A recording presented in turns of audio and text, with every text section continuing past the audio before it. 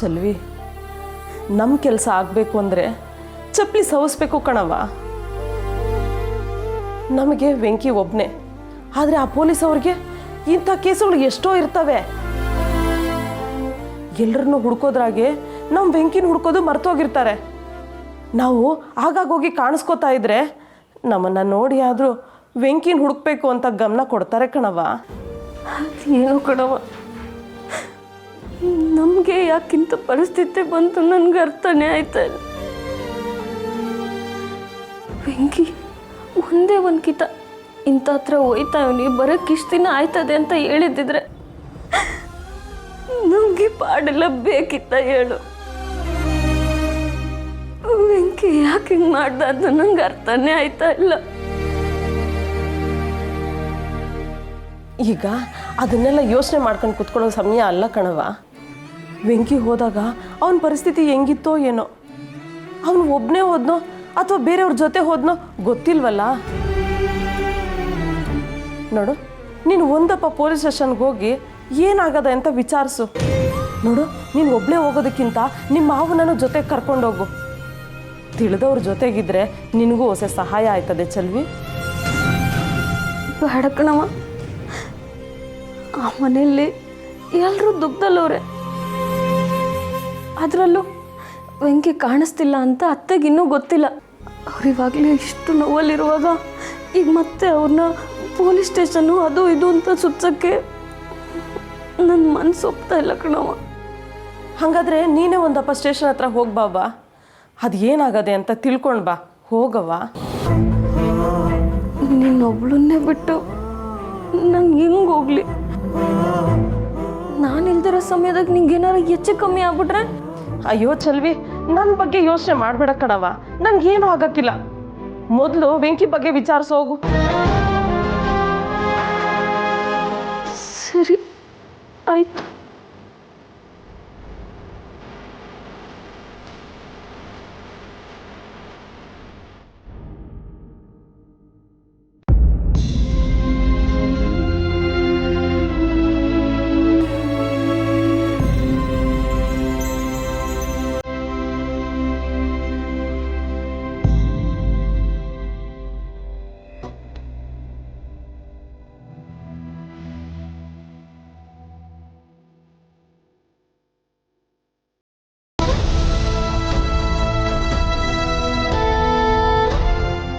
ಜೊತೆ ಕಳೆದಿದ್ದ ಕ್ಷಣಗಳನ್ನ ಮರೆಯೋಕ್ಕಾಗ್ತಿಲ್ಲ. ಅಂಥದ್ರಲ್ಲಿ ಜಾನ್ವಿ ಸತ್ತಿದ್ದಾಳೆ ಅನ್ನೋದನ್ನ ಹೇಗೆ ನಂಬಕ್ಕಾಗತ್ತೆ? ಇಲ್ಲ, ಜಾನುಗೇನೂ ಆಗಿಲ್ಲ. ಅವಳು ಇಲ್ಲೇ ಎಲ್ಲೋ ಇದ್ದಾಳೆ ಅಂತ ನನಗನ್ನಿಸ್ತಿದೆ. ಅದನ್ನ ನೀನೇ ಹೇಳಬೇಕು. ಇಲ್ಲಿ 2 ಚೀಟಿ ಇದೆ. ಒಂದು ಚೀಟಿಲಿ ಜಾನ್ವಿ ಸತ್ತಿದ್ದಾಳೆ,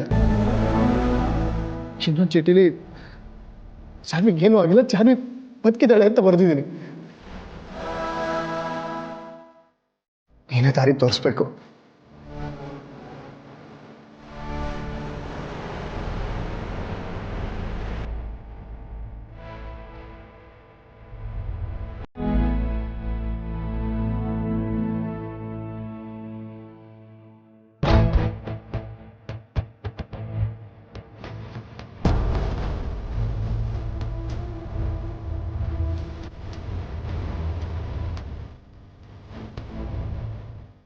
ಈ ರೀತಿ ನನ್ನ ನಂಬಿಕೆ ಜೊತೆ ಆಟ ಆಡಕ್ಕೆ ನಿನ್ಗೆ ಹೇಗೆ ಮನ್ಸು ಬರುತ್ತೆ? ಪ್ರತಿ ಹುಟ್ಟು ಸಾವು ಕಾರಣ ನೀನೇ ಅಂತ ಹೇಳ್ತೀಯ. ಇಂಥದ್ರಲ್ಲಿ ನಿನ್ ಜಾನು ಏನ್ ತಪ್ಪು ಮಾಡಿದಾಳೆ ಅಂತ ಇಷ್ಟು ಬೇಗ ನೀನು ಅವಳನ್ನ ಕರ್ಕೊಂಡೆ. ಇವಾಗ ನೋಡಿದ್ರೆ ಅವಳು ಬದುಕಿದಾಳೆ ಅಂತ ಬರ್ತಿದ್ಯಾ? ಇದು ನಿಜ ಅಲ್ಲ. ನನಗೆ ಚೆನ್ನಾಗಿ ಗೊತ್ತು ಇದೆಲ್ಲ ನನ್ನ ಸಮಾಧಾನಕ್ಕೋಸ್ಕರ ಹೇಳ್ತಿದ್ಯಾ ಅಂತ. ಜಾನು ಬದುಕಿಲ್ಲ, ಅದೇ ಸತ್ಯ. ನನ್ನ ಪ್ರೀತಿನ ಅವಳ ಹತ್ರ ಹೇಳ್ಕೊಳ್ಳೋಣ ಅನ್ಕೊಂಡೆ, ಆಗಿಲ್ಲ. ಅದನ್ನು ಅವಳೇ ಅರ್ಥ ಮಾಡ್ಕೋತಾಳೆ ಅನ್ಕೊಂಡೆ, ಆಗಿಲ್ಲ. ಕೊನೆಗೆ ಮದುವೆ ಆಗಿಲ್ಲ, ಒಂದ್ ಕಡೆ ಸುಖವಾಗಿರ್ತಾಳೆ ಅನ್ಕೊಂಡ್ರೆ ಅದು ಆಗಿಲ್ಲ. ಇವಾಗ ಜಾನು ಭೂಮಿ ಮೇಲೆ ಇಲ್ಲ.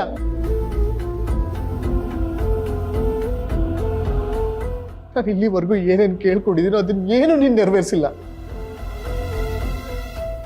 ಇವಾಗ ಬದುಕಿದಾಳೆ ಅಂದ್ರೆ ಹೇಗೆ ನಂಬ್ಲಿ?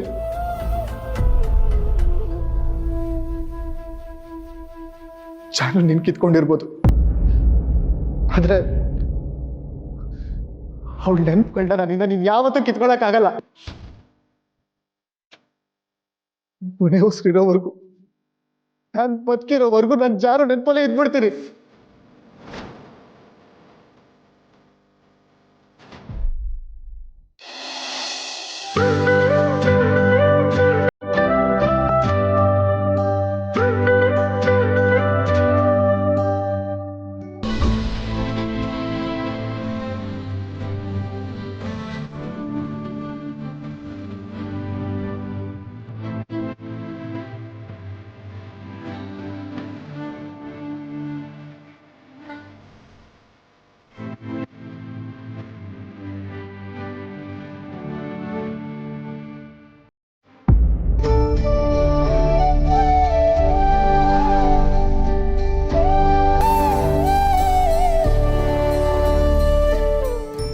ಚಂದನ, ನಿನ್ನ ನಗು ತುಂಬ ಚೆನ್ನಾಗಿದೆ. ಅಯ್ಯೋ ಅಮ್ಮ, ನೀವು ಕೂತ್ಕೋ. ನೀನು ಒಬ್ಳೇ ಕೂತ್ಕೊಂಡಿದ್ದಲ್ಲ, ಮಾತಾಡ್ಸ್ಕೊಂಡು ಹೋಗೋಣ ಅಂತ ಬಂದೆ. ಇಲ್ಲಿ ಬಂದ ಮೇಲೆ ಗೊತ್ತಾಯ್ತು ಇಲ್ಲೊಂದು ವಿಶೇಷ ಇದೆ ಅಂತ. ವಿಶೇಷನ? ಏನಮ್ಮ ಅದು? ನಿನ್ನ ಮನೇಲಿರುವಾಗ ಯಾವಾಗಲೂ ಸೈಲೆಂಟಾಗಿರ್ತೀಯ, ಮನಸ್ಸಲ್ಲಿರೋ ನೋವೆಲ್ಲ ಯಾವಾಗಲೂ ಮುಖದ ಮೇಲೆ ಕಾಣ್ತಾ ಇರುತ್ತೆ. ಆದರೆ ಈಗ ನಿನ್ನ ಮುಖದ ಮೇಲೆ ಒಂದು ಮಂದಹಾಸ ಇದೆಯಲ್ಲ, ಅದೇ ವಿಶೇಷ. ನಿನ್ನ ನಕ್ರೆ ತುಂಬ ಚೆನ್ನಾಗಿ ಕಾಣ್ತೀಯಮ್ಮ. ಏನಮ್ಮ, ನೀವು ನನ್ನ ರೇಗಿಸ್ತಾ ಇದ್ದೀರಾ? ಇಲ್ಲಮ್ಮ, ಮನಸಾರೆ ಹೇಳ್ತಾ ಇದ್ದೀನಿ. ನೀನು ಯಾವಾಗಲೂ ಈ ಥರ ನಗ್ತಾ ಇದ್ರೆ ನೋಡೋಕ್ಕೆ ಖುಷಿ ಆಗುತ್ತೆ. ಅಂದ್ಹಾಗೆ ನೀನು ಇವತ್ತಿನ ನಗುಗೆ ಕಾರಣ ಏನು ಅಂತ ಕೇಳ್ಬೋದಾ? ಯಾಕೆ ನನ್ನ ಹತ್ರ ಹೇಳ್ಕೊಳಕ್ ಸಂಕೋಚನ? ನಿನ್ ದುಃಖ ಅಂತೂ ನನ್ನ ಹತ್ರ ಹೇಳ್ಕೊಳಲ್ಲ, ಆದ್ರೆ ಈ ಖುಷಿಗೆ ಕಾರಣ ಯಾರು ಅಂತಾದ್ರೂ ಹೇಳ್ಬೋದಲ್ಲ. ಹೇಳು ಚಂದನ. ಇವತ್ತು ಈ ನನ್ನ ನಗುಗೆ ಕಾರಣನೇ ನನ್ನ ಸ್ನೇಹಿತ ಅಮ್ಮ. ಕಾಲೇಜಲ್ಲಿ ನಾವು ಒಟ್ಟಿಗೆ ಓದ್ತಾ ಇದ್ವಿ. ಅವನು ನನಗೊಂಥರ ಎಲ್ಲಾನು ಆಗಿದ್ದ.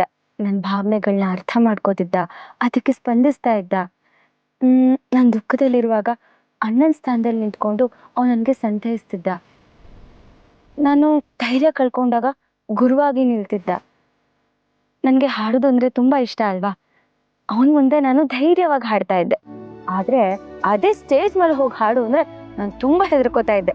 ಆ ಸಮಯದಲ್ಲಿ ಅವನೇನೇನೋ ಹೇಳಿ ನನ್ನ ಒಪ್ಪಿಸಿ ಸ್ಟೇಜ್ ಮೇಲೆ ಹೋಗಿ ನಿಲ್ಲಿಸ್ಬಿಡ್ತಿದ್ದ. ಅದೆಲ್ಲ ನೆನ್ಪು ಮಾಡ್ಕೋತಾ ಇದ್ದೆ. ಅವ್ನು ನನಗೆಷ್ಟು ತಿಂಡಿಗಳು ತೊಗೊಂಬರ್ತಾ ಇದ್ದ ಗೊತ್ತಾ? ನನಗೆ ಇಷ್ಟವಾದ ತಿಂಡಿಗಳೆಲ್ಲ ತಂದ್ಕೊಡ್ತಾ ಇದ್ದ. ನನಗೆ ನೆನಪಿರೋ ಹಾಗೆ ಒಳ್ಳೆ ನೆನಪುಗಳು ಅಂತ ಇರೋದೇ ನಂಗೆ ಅವನ ಜೊತೆ. ಅದನ್ನೆಲ್ಲ ನೆನ್ಸ್ಕೊತಾ ಇದ್ದೆ. ನಂತರದಲ್ಲಿ ಅವನು ನನ್ನ ಜೀವನದಲ್ಲಿ ಹಿತೈಷಿ ಆಗಿದ್ದ.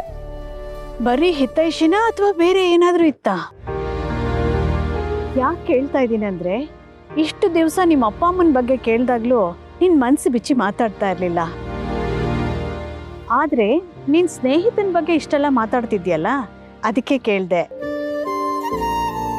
ನೀವಿಬ್ಬರ ನಡುವೆ ಬರೀ ಸ್ನೇಹ ಮಾತ್ರ ಇತ್ತಾ ಅಥವಾ ಪ್ರೀತಿ ಗೀತಿ ಏನಾದರೂ? ಇಲ್ಲ ಇಲ್ಲ ಇಲ್ಲ, ಆ ಥರ ಎಲ್ಲ ಏನೂ ಇಲ್ಲ. ನಮ್ಮ ಮಧ್ಯೆ ಇದ್ದಿದ್ದು ಒಂಥರ ಪರಿಶುದ್ಧವಾದ ಸ್ನೇಹ. ನನ್ನ ಮಾತಿಗೆ ಅವನು ಕಿವಿ ಆಗ್ತಿದ್ದ, ನನ್ನ ಹಾಡಿಗೆ ಅವನು ಪ್ರೇಕ್ಷಕನಾಗ್ತಿದ್ದ, ನನ್ನ ಒಂಟಿತನಕ್ಕೆ ಅವನು ಜೊತೆ ಆಗ್ತಿದ್ದ, ಅಷ್ಟೇ. ನಿನ್ನ ಮನಸ್ಸಲ್ಲಿ ಆ ಭಾವನೆ ಇಲ್ಲ ಅಂದಿದ್ರು ಅವನ ಮನಸ್ಸಲ್ಲಿ ಆ ಥರ ಏನಾದರೂ ಇತ್ತ ಅಂತ ತಿಳ್ಕೊಬೇಕಾಗಿತ್ತು ಚಂದನ. ನಿಜ ಹೇಳಬೇಕು ಅಂದರೆ, ನೀನು ಅವನ ಮದುವೆ ಆಗಿದ್ದಿದ್ರೆ ನಿನ್ನ ಜೀವನ ಈ ಥರ ಆಗ್ತಿರ್ಲಿಲ್ವೇನೋ ಅನ್ನಿಸ್ತಿದೆ. ಯಾಕೆಂದರೆ ನಿನ್ನ ಅರ್ಥ ಮಾಡ್ಕೊಂಡಿರೋನು ನಿನ್ನ ಭಾಳ ಸಂಗಾತಿ ಆಗಿದ್ದಿದ್ರೆ ನಿನ್ನ ಜೀವನ ತುಂಬ ಸಂತೋಷವಾಗಿರ್ತಿತ್ತು ಅಂತ ನನಗನ್ನಿಸ್ತಿದೆ. ಇಲ್ಲ ಅಮ್ಮ, ಆ ಥರ ಎಲ್ಲ ಖಂಡಿತ ಇಲ್ಲ. ಅವನು ಯಾವತ್ತೂ ನನ್ನ ಜೊತೆ ಹಾಗೆ ನಡ್ಕೊಂಡೇ ಇಲ್ಲ. ನಮ್ಮ ಮಧ್ಯೆ ಆ ಥರ ಯೋಚನೆನೇ ಬಂದಿಲ್ಲ. ನಿಜ ಹೇಳಬೇಕು ಅಂದರೆ, ನನ್ನ ಮದುವೆ ಸೆಟ್ ಆದಾಗ ನಾನು ಮೊದಲು ಅವನ ಹತ್ರನೇ ವಿಷಯ ಹೇಳಿದ್ದು.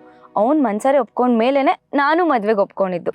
ಮದುವೆ ಆದಮೇಲೆ ನಾವು ಸರಿಯಾಗಿ ಮಾತಾಡೋಕ್ಕಾಗಿಲ್ಲ, ಭೇಟಿ ಮಾಡೋಕ್ಕಾಗಿಲ್ಲ. ಆದರೆ ಯಾರಿಗೆ ಗೊತ್ತು, ಇವಾಗ ಅವನು ನನ್ನ ಬಗ್ಗೆ ಯೋಚನೆ ಮಾಡ್ತಿರ್ಬೋದೇನೋ. ನಾನು ಕ್ಷಮಿಸು ಚಂದನ. ಬಾಯಿ ತಪ್ಪಿ ಏನೇನೋ ಮಾತಾಡ್ಬಿಟ್ಟೆ, ನಾನು ತಪ್ಪು ತಿಳ್ಕೊಬೇಡ. ಅಯ್ಯೋ ಪರವಾಗಿಲ್ಲ ಅಮ್ಮ. ಒಂದು ಹುಡುಗಿ ಈ ಥರ ಸ್ನೇಹಿತರಾಗಿದ್ದಾರೆ ಅಂದರೆ ಹೀಗೆಲ್ಲ ಯೋಚನೆ ಬರೋದು ಸಹಜನೇ. ಆದರೆ ನಮ್ಮ ಮಧ್ಯೆ ಆ ಥರದ್ದೆಲ್ಲ ಏನೂ ಇರಲಿಲ್ಲ, ಬರೀ ಸ್ನೇಹ ಅಷ್ಟೇ. ಸರಿಮಾ, ನಾನು ಒಳಗೆ ಹೋಗ್ತೀನಿ, ನೀನು ಬೇಗ ಹೋಗಿ ಮಲ್ಕೋ. ಇದನ್ನೇ ಯೋಚನೆ ಮಾಡಿಕೊಂಡು ನಿದ್ದೆ ಕೆಡಬೇಡ. ಸರಿಮ್ಮ.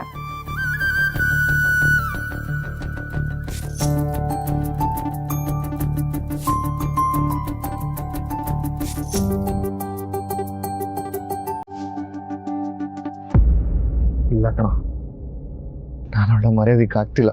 ಎಷ್ಟು ಪ್ರಯತ್ನ ಪಟ್ಟರು ಅವಳು ನನ್ನಿಂದ ದೂರ ಹೋಗ್ತಿಲ್ಲ. ಅವಳಿಗೆ ಹೀಗೆಲ್ಲ ಆಗಿದೆ ಅನ್ನೋದ ನನ್ನ ಕೈಲಿ ನಂಬಕ್ಕಾಗ್ತಿಲ್ಲ ಕಣ. ನಾನು ಆಮೇಲೆ ನಿನ್ಗೆ ಕಾಲ್ ಮಾಡ್ತೀನಿ ಕಣ. ವಿಶ್ವ, ಯಾಕೋ ಡಲ್ಲಾಗಿದ್ಯಾ? ಏನಾಯ್ತು? ನಾನು ಯಾಕೆ ಡಲ್ ಆಗಿರ್ತೀನಿ, ಯಾರ ಬಗ್ಗೆ ಯೋಚನೆ ಮಾಡ್ತೀನಿ ಅಂತ ನಿನ್ಗೆ ಗೊತ್ತು ಅಲ್ವನಮ್ಮ? ನೋಡು, ಆಗಿರೋ ಗಾಯನ ಪದೇ ಪದೇ ಕೆರ್ಕೊಂಡು ಅದನ್ನ ದೊಡ್ಡ ಗಾಯ ಮಾಡ್ಕೊಳ್ಳೋಕ್ಕಿಂತ ಅದನ್ನ ವಾಸಿ ಮಾಡ್ಕೊಳ್ಳೋ ಪ್ರಯತ್ನ ಮಾಡ್ಬೇಕಲ್ವಾ? ಎಷ್ಟು ದಿನ ಅಂತ ಅವಳ ನೆನಪಲ್ಲೇ ಇರ್ತೀಯ? ಮರೆಯಕ್ ಪ್ರಯತ್ನ ಪಡ್ಬೇಕಲ್ವಾ? ಅದು ನನ್ನ ಕೈಲಿಂದ ಆಗ್ತಿಲ್ಲ ಅಮ್ಮ. ಅಷ್ಟಕ್ಕೂ ಅವಳು ಮರೆಯೋಂಥ ವ್ಯಕ್ತಿ ಅಲ್ಲ. ಹಾಗಂತ ಅವಳ ಬಗ್ಗೆ ಯೋಚನೆ ಮಾಡ್ತಾ ನಿನ್ ಜೀವನ ಯಾಕೆ ಹಾಳು ಮಾಡ್ಕೋತೀಯ? ನಿನಗೆ ನಿಂದೆ ಆದ ಒಂದು ಬದುಕಿದೆ ತಾನೆ. ಬಿಟ್ಟೋದವಳಿಗಿಂತ ಬದುಕಕ್ಕೆ ಬರೋಳ ಬಗ್ಗೆ ಯೋಚನೆ ಮಾಡ್ಬೇಕಲ್ವಾ? ಅಮ್ಮ, ಜಾನು ಬದುಕಿಲ್ಲ ಅಂತ ಗೊತ್ತಾದ್ರೆ ನೀನು ಹೀಗೆಲ್ಲ ಮಾತಾಡ್ತಿರ್ಲಿಲ್ಲ. ಅವಳೀಗ ನೆನ್ಪು ಮಾತ್ರ. ಆ ನೆನ್ಪನ್ನ ಮಾಡ್ಕೊಂಬೇಡ ಅಂದ್ರೆ ನನ್ನಿಂದ ಆಗಲ್ಲಮ್ಮ. ಸರಿ ಕಣೋ, ಈಗ ಅವಳನ್ನ ಮರೆಯೋದಕ್ಕೆ ಒಂದು ದಾರಿ ಹೇಳ್ತೀನಿ, ಹಾಗೆ ಮಾಡು. ಅವಳ ಜೊತೆ ಕಳೆದಿರೋ ಕ್ಷಣಗಳನ್ನ ನನ್ನ ಹತ್ರ ಹೇಳ್ಕೊ. ಅವಳ ಬಗ್ಗೆ ಹೇಳೋದ್ರಿಂದ ನಿನ್ನ ಮನಸ್ಸಲ್ಲಿರೋ ಭಾರನೂ ಕಮ್ಮಿ ಆಗುತ್ತೆ. ಹೇಳೋ. ಏನಂತ ಹೇಳಮ್ಮ? ಹೆಣ್ಣು ಅಂದರೆ ಹೀಗಿರ್ಬೇಕು ಅಂತ ತೋರಿಸ್ಕೊಟ್ಟವಳು ಅವಳು. ನಾನು ಅವಳನ್ನ ಪ್ರೀತಿ ಮಾಡ್ತಿದ್ನೇ ಹೊರತು ಅವಳು ನನ್ನನ್ನು ಪ್ರೀತಿಸ್ತಿದ್ದಾಳೋ ಇಲ್ವೋ ಅಂತ ತಿಳ್ಕೊಳ್ಳೋ ಪ್ರಯತ್ನ ಮಾಡಲೇ ಇಲ್ಲ. ಅವಳು ನನಗೊಳ್ಳೆ ಫ್ರೆಂಡ್ ಆಗಿದ್ಲು, ಗೈಡ್ ಆಗಿದ್ಲು, ವೆಲ್ ವಿಷರ್ ಆಗಿದ್ಲು. ಅವಳು ಮಾತಾಡ್ತಿದ್ರೆ, ಅವಳು ನಗ್ತಿದ್ರೆ, ಅವಳು ಹಾಡ್ತಿದ್ರೆ ಪ್ರಪಂಚನೇ ಮರೆಯೋ ಥರ ಆಗ್ತಿತ್ತು. ಇನ್ನೊಂದು ವಿಷಯ ಅಮ್ಮ, ಅವಳು ನನ್ನ ಮುಂದೆ ಧೈರ್ಯವಾಗಿ ಆಡೋಳು. ಆದರೆ ಸ್ಟೇಜ್ ಮೇಲೆ ಹೋಗಿ ಆಡು ಅಂದರೆ ಅವಳಿಗೆ ಧೈರ್ಯ ಸಾಕಾಗ್ತಿರ್ಲಿಲ್ಲ. ಅವಾಗ ನಾನೇ ಅವಳಿಗೆ ಧೈರ್ಯ ತುಂಬಿ ಸ್ಟೇಜ್ ಮೇಲೆ ಕಳಿಸ್ತಿದ್ದೆ. ನನಗೆ ಹಾಡೋದು ಅಂದರೆ ತುಂಬ ಇಷ್ಟ ಅಲ್ವಾ? ಅವನ ಮುಂದೆ ನಾನು ಧೈರ್ಯವಾಗಿ ಹಾಡ್ತಾ ಇದ್ದೆ. ಆದರೆ ಅದೇ ಸ್ಟೇಜ್ ಮೇಲೆ ಹೋಗಿ ಹಾಡು ಅಂದರೆ ನಾನು ತುಂಬ ಹೆದರ್ಕೋತಾ ಇದ್ದೆ. ಆ ಸಮಯದಲ್ಲಿ ಅವನೇನೇನೋ ಹೇಳಿ ನನ್ನ ಒಪ್ಪಿಸಿ ಸ್ಟೇಜ್ ಮೇಲೆ ಹೋಗಿ ನಿಲ್ಲಿಸ್ಬಿಡ್ತಿದ್ದ. ಅದೆಲ್ಲ ನೆನ್ಪು ಮಾಡ್ಕೋತಾ ಇದ್ದೆ. ಇದೇನಿದು? ಚಂದನ ಹೇಳ್ದಾಗೆ ಹೇಳ್ತಿದ್ದಾನಲ್ಲ, ಅವಳೇನಾದ್ರೂ ಇರ್ಬೋದಾ? ಇಲ್ಲ ಇಲ್ಲ, ಅವಳು ಈ ಊರ್ನವಳೇ ಅಲ್ವಲ್ಲ, ಎಲ್ಲೋ ಕೋಇನ್ಸಿಡೆನ್ಸ್ ಇರಬೇಕು. ನೀನು ಅವಳ ಬಗ್ಗೆ ಇಷ್ಟೆಲ್ಲ ಹೇಳ್ತಿದ್ಯಾ ಅಂದಮೇಲೆ ನನಗೆ ಅವಳನ್ನ ನೋಡಬೇಕು ಅನ್ನಿಸ್ತಾ ಇದೆ. ಅವಳ ಫೋಟೋ ಇದ್ರೆ ಒಂದ್ಸಲ ತೋರಿಸೋ. ಇಲ್ಲಮ್ಮ, ಅವಳು ಯಾವ ಫೋಟೋನೂ ನನ್ನ ಹತ್ರ ಇಲ್ಲ. ನನ್ನ ಹತ್ರನೇ ಸುಳ್ಳು ಹೇಳ್ತಾ ಇದೆಯಾ? ಅವಳ ನೆನಪಿಂದ ಹೊರಗಡೆನೇ ಬರೋಕ್ಕೆ ಸಾಧ್ಯ ಇಲ್ಲ ಅಂದವನು ಅವಳ ಫೋಟೋ ಇಟ್ಕೊಳ್ದಿರಾ ಇರ್ತೀಯಾ? ಪ್ಲೀಸ್ ಫೋಟೋ ತೋರಿಸೋ, ನಾನು ಯಾರಿಗೂ ಹೇಳೋದಿಲ್ಲ.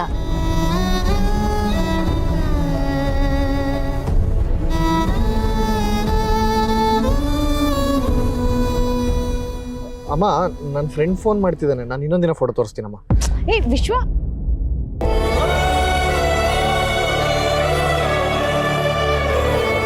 ದೇವ್ರೆ, ಇವನ್ ಬೇಗ ಆ ಹುಡುಗಿ ನೆನಪಿಂದ ಹೊರಗಡೆ ಬಂದು ತನು ಜೊತೆ ಮದುವೆ ಆಗಿ ಸುಖವಾಗಿ ಬಾಳಂಗ್ ಮಾಡಪ್ಪ.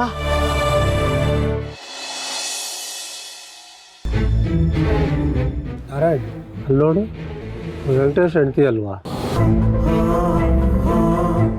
ಸಾಹೇಬ್ರು ಬೇರೆ ಅವನ್ನ ಸ್ಟೇಷನ್ ಕರ್ಕೊಂಬರಕ್ಕೆ ಹೋಗಿದ್ದಾರೆ. ಈ ಸಮಯದಲ್ಲಿ ಇವಳು ಇಲ್ಲಿ ಬಂದರೆ ನಮಗೆ ತೊಂದರೆ ಆಗುತ್ತೆ. ಹಾಗಾದರೆ ಅವಳು ಸ್ಟೇಷನ್ಗೆ ಹೋಗಕ್ಕೆ ಬಿಡ್ದಿರಾ ಇಲ್ಲೇ ಏನಾದ್ರು ಹೇಳಿ ಕಳಿಸ್ಬಿಡೋಣ. ಅಣ್ಣ ನಮಸ್ಕಾರ ಕಣ್ಣಣ್ಣ. ನಮಸ್ಕಾರ ನಮ್ಮ. ಏನಮ್ಮ ಈ ಕಡೆ? ಅದೇ ಅಣ್ಣ, ನನ್ನ ಯಜಮಾನ್ರಿಗೆ ಕಾಣಿಸ್ತಿಲ್ಲ ಅಂತ ಕಂಪ್ಲೇಂಟ್ ಕೊಟ್ಟಿದ್ನಲ್ಲ, ಅದಕ್ಕೆ ಏನಾದರೂ ಗೊತ್ತಾಯ್ತಾ ಅಂತ ತಿಳ್ಕೊಂಡು ಹೋಗಮ್ಮ ಅಂತ ಬಂದೆ. ಅವ್ರ ಬಗ್ಗೆ ಏನಾರ ಗೊತ್ತಾಯ್ತಾ ಅಣ್ಣ? ನಿನ್ನ ಗಂಡನ ಹೆಸರೇನು? ಓಹೋ, ವೆಂಕಟೇಶ್ ಅಲ್ವಾ? ನಮ್ಮ ಸಾಹೇಬರು ಅವನ ಬಗ್ಗೆನೇ ತಿಳ್ಕೊಳಕ್ಕೆ ಹೋಗಿದಾರಮ್ಮ. ತಿಳ್ಕೊಳಕ್ಕೆ ಹೋಗೋವ್ರೆ ಅಂದರೆ ಅವ್ರು ಎಲ್ಲಿದ್ದಾರೆ ಅಂತ ಗೊತ್ತಾಯ್ತಾ ಅಣ್ಣ? ಒಂದು ರೀತಿಲಿ ಹಾಗೆ ಅನ್ಕೊಳ್ಳಮ್ಮ. ನೀನು ಹೇಳಿದ ವ್ಯಕ್ತಿ ಬಗ್ಗೆ ಇನ್ಫಾರ್ಮೇಶನ್ ಬಂದಿತ್ತು. ಅವನು ಬೆಂಗಳೂರಲ್ಲಿ ಕೆಲಸ ಮಾಡ್ಕೊಂಡಿದ್ದಾನಂತೆ. ಯಾವುದಕ್ಕೂ ನೋಡ್ಕೊಂಬರೋಣ ಅಂತ ಹೋಗಿದಾರಮ್ಮ. ಬೆಂಗಳೂರಾ? ಆದರೆ ಅಣ್ಣ ಅವ್ರನ್ನ ಚಿತ್ರದುರ್ಗದಲ್ಲಿ ನೋಡಿದೆ ಅಂತ ಪ್ರಕಾಶಣ್ಣ ಹೇಳಿದ್ರು. ನೋಡಮ್ಮ, ಕೆಲಸ ಆದಮೇಲೆ ಒಂದಿನ ಈ ಊರಲ್ಲಿ ಇನ್ನೊಂದು ದಿನ ಬೇರೆ ಊರಲ್ಲಿ ಇರ್ತಾರಮ್ಮ. ಅದು ಅಲ್ಲದೆ ಇವಾಗ ಬೆಂಗಳೂರಲ್ಲಿ ಯಾವುದೋ ಈವೆಂಟ್ ಮ್ಯಾನೇಜ್ಮೆಂಟ್ ಅವ್ರ ಜೊತೆ ಕೆಲಸ ಮಾಡ್ತಾ ಇದ್ದಾರೆ ಅಂತ ಸುದ್ದಿ ಇದೆ. ಸರಿ ಅಣ್ಣ, ಸಾಹೇಬ್ರು ಬರೋವರೆಗೂ ನಾನು ಇಲ್ಲೇ ಸ್ಟೇಷನಲ್ಲೇ ಕಾಯ್ತಾ ಇರ್ತೀನಿ. ಅವ್ರು ಬಂದಮೇಲೆ ವಿಷಯ ಏನು ಅಂತ ತಿಳ್ಕೊಂಡು ಹೊರಡ್ತೀನಿ. ಎಲ್ಲ ಬೇಡಮ್ಮ, ಅವ್ರು ಎಷ್ಟೊತ್ತಿಗೆ ಬರ್ತಾರೋ ಏನೋ. ನೀನ್ಯಾಕೆ ಸುಮ್ಮನೆ ಕಾಯ್ತೀಯಾ? ಈಗ ನೀನು ಮನೆಗೆ ಹೋಗೋ. ವಿಷಯ ಗೊತ್ತಾಗಿದ ತಕ್ಷಣ ನಾವು ಫೋನ್ ಮಾಡಿ ಹೇಳ್ತೀವಿ. ಇನ್ನು ಏನು ಯೋಚನೆ ಮಾಡ್ತಾ ಇದೆಯಮ್ಮ? ನಾವು ಹೇಳೋದಲ್ಲ, ಫೋನ್ ಮಾಡಿ ಹೇಳ್ತೀವಿ ಅಂತ. ನೀನು ಹೋಗು. ಸರಿ.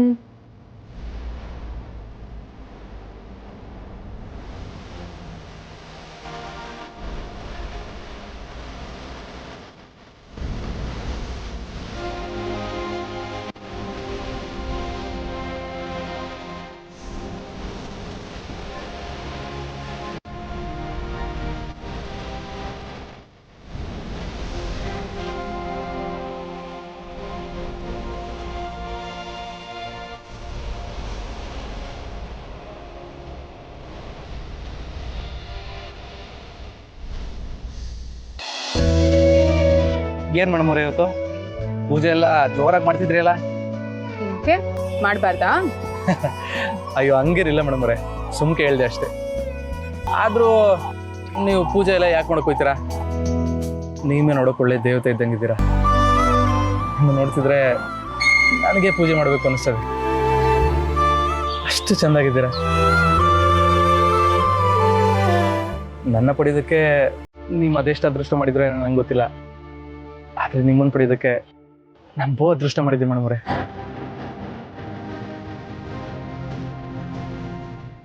ಸಿದ್ದು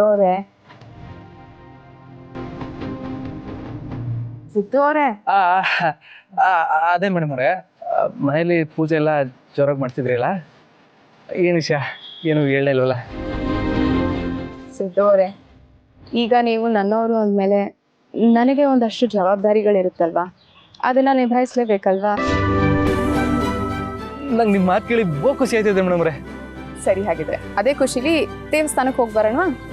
ಅಲ್ಲ, ನಿನ್ನೆ ಎಲ್ಲ ಹೋಗಿದ್ಮಲ್ಲ ಮೇಡಮ್ ಅವರೇ. ಆದರೂ ಇವತ್ತು ಹೋಗಲೇಬೇಕು. ಬನ್ನಿ ಹೋಗೋಣ. ಸರಿ ಬನ್ನಿ.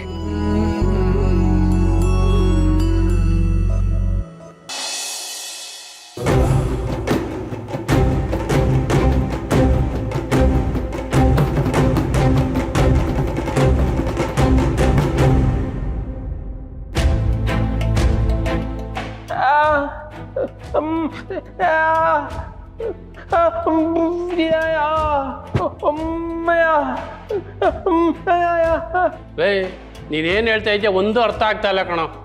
ಆಯಿತು, ಇರೋ ಅಲ್ಲಿ. ರೇ, ಇವನು ಸ್ವಲ್ಪ ಹುಷಾರಾಗಿ ನೋಡ್ಕೊಡ್ರಿ.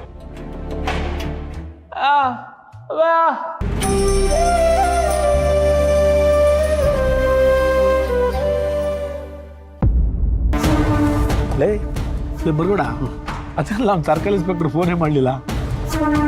ಅವ್ನು ಹೆಂಗಿನ ಕರ್ಕೊಂಬಂದ ಇಲ್ವ ಅಂತ ಹೆಂಗಲ್ಲ ನಾವು ತಿಳ್ಕೊಳ್ಳೋದು? ಏನು ಮಾಡೋದು? ಅವ್ನು ಫೋನ್ ಮಾಡೋ ತಕ್ಕ ಕಾಯನ ಇಲ್ಲ, ನಾವೇನಾದ್ರು ಒಂದು ಫೋನ್ ಗಿನ್ ಮಾಡಲ್ಲ. ಮಾಡಿ ನೋಡಿಯಪ್ಪಯ್ಯ.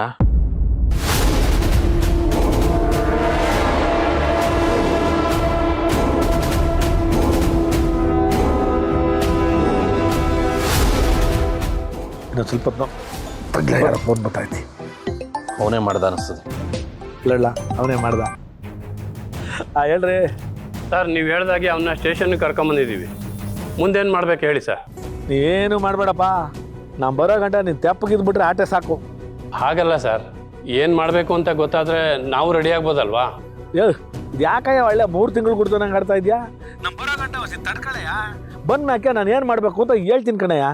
ಆಮೇಲೆ ಸ್ಟೇಷನಲ್ಲಿ ತುಂಬ ಜನ ಇಟ್ಕೋಬೇಡಪ್ಪ. ಬರೋ ಗಂಟ ಆ ಎಂಕಿ ಹತ್ರನೂ ಜಾಸ್ತಿ ಮಾತಾಡಕ್ಕೆ ಹೋಗ್ಬೇಡ, ತಿಳಿತೆ? ಸರಿ ಸರ್. ಹುಷಾರು. ಬರ್ತೀವಿ, ಅಲ್ಲಿಗೆ ಬರ್ತೀವಿ. ಬರ್ಬೇಡ ಅಪ್ಪಯ್ಯ, ನಡಿ ಸ್ಟೇಷನ್ ಹತ್ರ ಹೋಗಿದ್ದು ಏನಾಯ್ತು ನೋಡಮ್ಮ. ಬನ್ನಿ. ಛೇ, ಇವ್ರು ಏನು ಮಾಡಕ್ಕೆ ಹೊರಟಿದ್ದಾರೆ ಅನ್ನೋದೇ ಗೊತ್ತಾಗ್ತಾ ಇಲ್ವಲ್ಲ. ಇವ್ರು ಮಾಡೋ ಕೆಲಸದಿಂದ ನನ್ನ ಕೆಲಸಕ್ಕೆ ಕೂತು ಬರೋ ಹಾಗಿದೆ. ಈ ಕೇಸ್ ಮುಗಿಯೋಷ್ಟರಲ್ಲಿ ನನಗೊಂದು ಗತಿ ಆಗೋ ಥರ ಇದೆ.